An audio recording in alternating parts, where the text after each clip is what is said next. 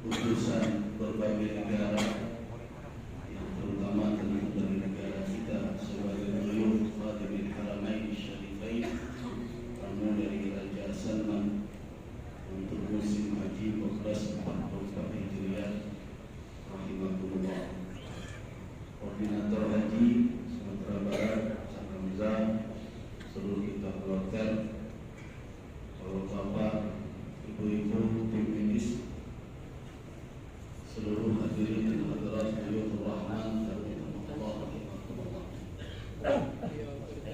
Saya diminta memberikan sedikit apa tadi barang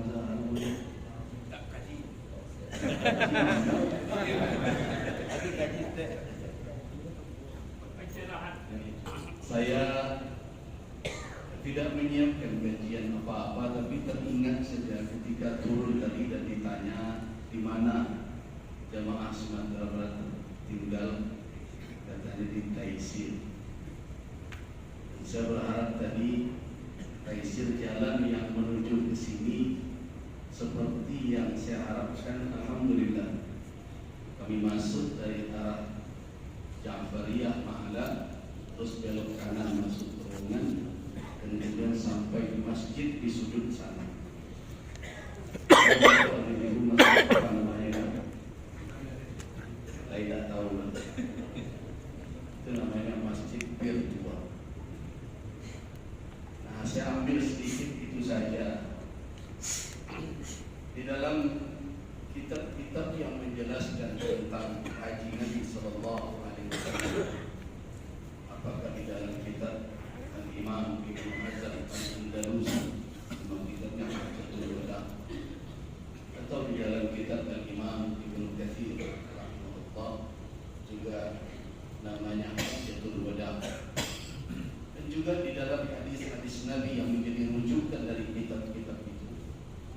Mayoritasnya yang menjadi tumpuan hadis ketika menjelaskan tentang Rasulullah bagaimana berhaji adalah hadis Jabir bin Abdullah radhiyallahu anhu. Hadis ini sudah saya syarahkan beberapa tahun yang lalu dan masuk ke dalam buku pedoman karu dan karom itu. Satu bab itu saya jelaskan dan saya syarahkan perjalanan haji Rasul. Yang teringat pada saya adalah berdasarkan riwayat dari Ibnu Umar, Rasulullah SAW tidak pernah masuk ke Makkah, baik haji maupun umrah, illa ba'da biditua, melainkan bermalam dahulu di Bir Tua. Jadi kalau dibayangkan lebih kurang 100.000 umat ketika haji wada dari berbagai penjuru, tetapi mayoritas datang dari Madinah. Walaupun para sahabat sudah sangat banyak, tetapi kaum muslimin dari berbagai penjuru berhimpun ke kota Madinah untuk bersama-sama berangkat dengan Nabi. Di dalam kisah yang disampaikan oleh Jabir radhiyallahu anhu, ketika Rasulullah SAW 9 tahun lamanya Makkah menetap di Madinah, lam yahujja, belum pernah berhaji. Kemudian bil asr, pada tahun ke-10 masuk, ultina, dikumandangkan, diumumkan kepada umat bahwa Rasul akan berhaji tahun itu. Wajtama'an nas, orang berhimpun ke Madinah, mayoritas mereka. Untuk apa? Di dalam hadis itu dikatakan kullu wahidin minhum, setiap mereka itu yaltamis, berharap ayyaqtadiya, untuk bisa meniru, mencontoh Rasulullah SAW dan mengamalkan seperti amal beliau, melakukan seperti beliau lakukan. Nah, kalau dibayangkan 80 ribuan saja yang berhimpun di bertua bersama Nabi, kira-kira sampailah pertemuan sahabat di sini. Rasanya sampai. Jadi Bapak dan Ibu, sekarang berada di tempat di mana Nabi dahulu beristirahat. Dan kebiasaan beliau tidak pernah beliau masuk ke kota Makkah, baik berhaji maupun berumrah. Di dalam catatan para ulama berdasarkan hadis-hadis yang sahih, Nabi melakukan umrah hanya 4 kali. 3 kali sebelum haji, yaitu umrah Hudaybiyah yang tidak jadi sampai ke Makkah karena dihadang oleh orang Quraisy di Hudaybiyah. Terjadi sulh, terjadi perdamaian di situ. Kemudian di dalam butir perdamaian itu, kalau Nabi memang, kalau Muhammad hendak berumrah, pulang dahulu ke Madinah, datang tahun depan. Nah, tahun ke-7 Rasulullah datang kembali, dan umrah tahun ke-7 itu disebut dengan Umratul Qadha. Kenapa dinamakan Umratul Qadha? Karena itu umrah pengganti umrah yang tidak jadi. Nah, ketika itulah kisah Ramal, kisah itu tiba tahu Ramal berlari kecil-kecil 3 putaran pertama, membukakan bahu ketika hendak tawaf, terjadi pada umrah ke-7. Kenapa? Karena ada isu, kalau bahasa sekarang hoax, berkembang di Makkah ini. Muhammad dan para sahabatnya telah lemah, tidak mampu lagi berhadapan dengan kaum musyrikin. Karena itu mereka membuat perdamaian. Nah, tentu orang Quraisy penasaran, seperti apa orang lemah itu berhaji. Ketika Nabi masuk ke area Masjidil Haram, beliau melihat banyak orang berkeliling, mengumpul di berbagai tempat, melihat seperti apa Rasulullah dan sahabat yang dikatakan telah tertimpa oleh musibah Umma Yasrib, penyakit endemik di kota Madinah. Tetapi ketika Nabi melihat itu, apa kata Rasulullah? Rahimallahu ra'an, Allah merahmati seseorang, yurihim quwwatahu, yang memperlihatkan kekuatannya kepada mereka itu. Nah, ketika itulah Nabi bukakan dengan beliau. Sejarah itu tiba. Kemudian beliau perintahkan sahabat untuk berlari-lari kecil, tampak kekar, tegap, lincah. 1 putaran, 2 putaran, orang Quraisy semakin heran. 3 putaran, apa kata mereka? Ka'annahum ghizlah. Kalau bahasa bantu Rasulullah onjak nyuma kelama. Akhirnya putaran ketiga mereka bubar. Putaran keempat tidak ada lagi, tidak ada yang menonton, ya sudah, Nabi berjalan saja. Tetapi ini tidak ditutup. Karena itu Umar bin Khattab pernah ingin menghapuskan sunnah ini. Kata Umar, kita dahulu melakukan itu karena ada sebab. Sekarang tidak ada lagi orang kafir di Makkah, siapa yang akan menonton? Tapi apa kata Ibnu Abbas? Ya Umar, seorang Amir Mukminin ditegur oleh seorang anak muda. Ya Amirul Mukminin, Amirul Mukminin, ingat itu sunnah Rasulullah sallallahu alaihi wasallam, jangan dirubah. Akhirnya Umar ikut dengan Ibnu Abbas radhiyallahu anhu. Nah, apa cerita tentang Taisi? Pada tahun 10 Hijriah, tanggal 4 Dzulhijjah, di dalam berbagai catatan setelah dirumuskan dari berbagai dalil, beliau sampai di Bir Tua. Di situ ada sumur dong, namanya Biru Tua, makanya nama Di Tua. Beliau mandi di situ, beliau beristirahat di situ. Tidak ada beliau datang ke Makkah melainkan istirahat di tempat. Itu konsep ibadah. Jadi tidak ada ibadah itu namanya borong capek selesai, tapi dilakukan penuh dengan perhitungan, pertimbangan, murajaah ilmiah, mempersiapkan seluruh bekal. Begitu juga ketika Nabi bertolak dari Arafah, yang nanti Bapak tadi disebutkan ke Arafah untuk wukuf. Ketika Nabi berjalan dengan tenang, kiri kanan beliau orang melencut ontanya, berteriak berbagai macam. Apa kata Rasul? Ayuhan nas, Dalam hadis lain beliau berkata kepada sahabat berada di samping beliau, apa kata? Qul katakan kepada mereka, dengarkan saya. Akhirnya sahabat bertanya, ayuhan nas isma'u, dengarkan Rasulullah berkata. Ketika itu apa kata Rasul?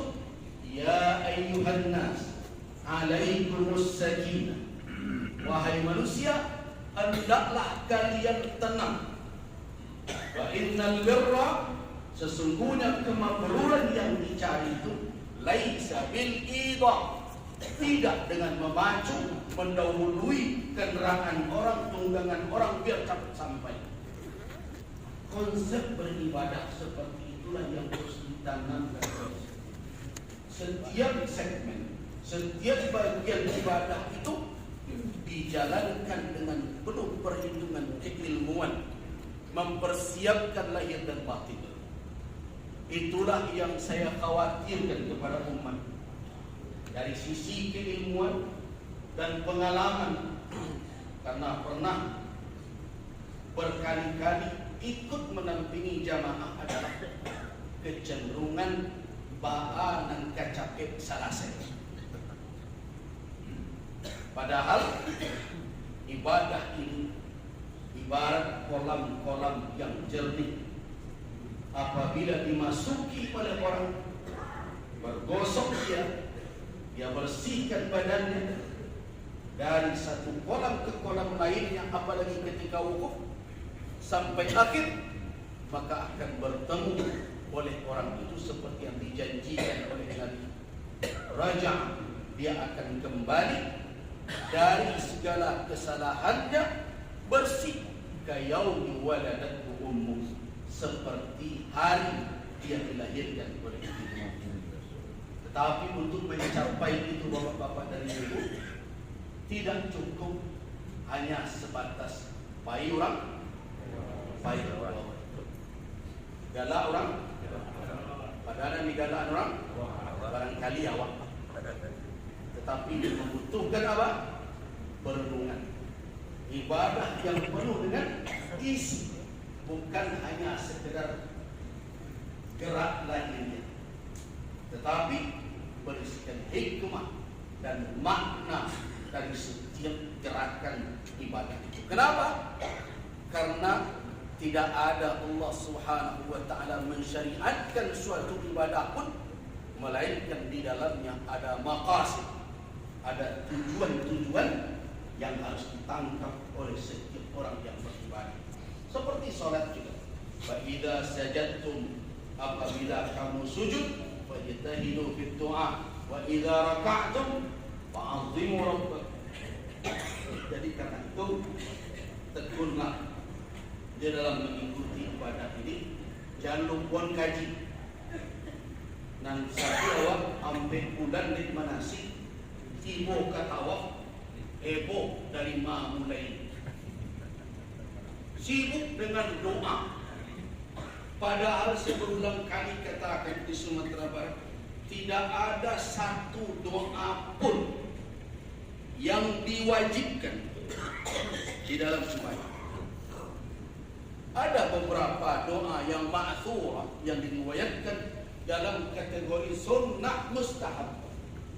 Artinya tidak bergantung padanya sah dan batal.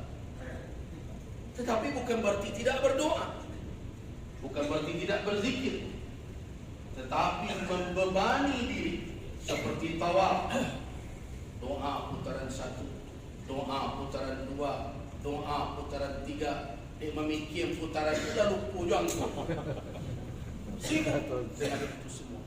Padahal apa kata Nabi SAW berdasarkan hadis dari Ummul Mukminin Aisyah radhiyallahu anha, hadis sahih. Apa kata beliau? Innama ju'ila at-tawaf hawla al-bait was-sa'i baina as-safa wal marwa wa ramyul jamarat li iqamati dzikrillah. Sesungguhnya dijadikan ada ibadah tawaf, ibadah sa'i, ibadah melontar jamrah. Apa tujuan utamanya? Untuk menegakkan zikir kepada Allah Subhanahu wa taala. Apa kata Nabi dalam riwayat Abu Hurairah radhiyallahu an, man tawafa, siapa yang tawaf, wala yatakallam, tidak berbicara melainkan dengan subhanallah walhamdulillah wala ilaha illallah Allahu akbar. Ada riwayat wala haula wala quwwata illa billahil aliyyil azim. Itu saja yang dibaca orang itu, maka mu'ayyan an, dihapus dari orang itu 10 kesalahan dan diberikan oleh orang 10 hasanah kebaikan dan diangkat derajatnya di sisi Allah 10 derajat. Nah, tapi apa yang bermasalah bukan perkara kalimat, yang bermasalah adalah kehadiran makna kalimat itu di dalam kalbu kita masing-masing. Jabarkanlah itu, kursedikit lawianlah, serapa gunungkanlah, lama wana, ambo tahan, pasita, mana tahu ada peranan nanti di hotel. Terima kasih banyak. Wafakallahu wa iyyakum bima yuhibbu wa yarda. Saya berharap kita bertemu jama'atullah fi hadzal makan. Allah menghimpun kita di tempat ini, di dalam ibadah menjadi tamunya. Kita berdoa, mudah-mudahan Allah menghimpun kita pada di akhirat, di dalam ridha-Nya, di dalam jannah-Nya. Nah, karena itu salinglah bernasihat di dalam beribadah, salinglah tolong menolong. Unta saja yang menolong mengangkut orang dari tempat yang jauh ke Makkah dipuji oleh Allah. Apa kata Allah? Ala kulli dhamirin ya'tina min kulli fajjin hamid. Masa manusia yang menolong kawannya tidak akan diberikan oleh Allah imbalan di sisinya. Karena itu bersungguh-sungguhlah wahai kaum muslimin, ibadah ini adalah perjuangan. Dinamakan oleh Nabi juga jihad, la qitala fi, yang tidak ada perangnya, tidak ada bunuh-membunuhnya. Inilah jihad. Nah, karena itu bersungguh-sungguh, jangan lupakan apa yang menjadi titipan guru-guru kita ketika manasik. Inilah saatnya mengamalkan. Dan jangan ragu bertanya. Di tengah kita ada, saya lihat banyak media, para ulama kita, lebih baik rajin bertanya untuk kita bisa menjalankan ibadah ini dengan baik. Kemudian terakhir, jaga ibadah ini. Mabrur tidak bisa hanya sebatas ucapan, tetapi akan lahir dalam bentuk alamat, tanda-tanda. Nabi SAW pernah ditanya, "Man bir?" Apa mabrur itu? Apa tanda al-burur? Kata Nabi apa? I'amut ta'am wa ifsya'us salam, memberi makan dan menebarkan salam kepada orang banyak. Nah, karena itu wujudkan maksud dan tujuan ibadah dalam sikap dan perilaku, bukan hanya taat selama di Makkah. Saya kalau di Makkah ini mendengar azan, saya lihat orang ramai, alun azan sudah tiba. Yang tiba di Indonesia dan yang tantua kepangkat limun dan jago. Pertahankan kesadaran seperti sekarang. Saya sebagai ketua MUI sampai kini belum bersuruh jawab. Pernah ditanya oleh jamaah yang cerdas sekali. Kecilnya, ya, yo, dahulu tiku wajib pulang ke Sumatera Barat karena hilang. Berubah negara ini. Inilah 3 kali barang pulang, ya apa nak berubah? Baik, ini tak tanggung jawab dengan boleh. Ayawin ada apa-apa dan ini. Mari kita jawab bersama bahwa kesadaran tidak boleh hanya temporer. Selama di situ sadar, selama di situ waktu solat dijago, selama di situ mulut dijago. Kadang ada orang nak bercakap, guys. Tekana sedang ihram, walaupun salah kadang-kadang kalau tidak dan ihram yang cakap aku boleh kalau tidak ihram. Tapi biarlah kalau sombong itu mulai tekana aja. Saya itu dimasuk ke rasul. Bertahanlah, istiqamahlah. Mudah-mudahan ada membawa perubahan. Amin. Amin ya rabbal alamin. Banyak maaf. Wafakallahu wa iyyakum lima yuhibbu wa yarda. Wabillahi taufiq wal hidayah. Wassalamualaikum warahmatullahi wabarakatuh.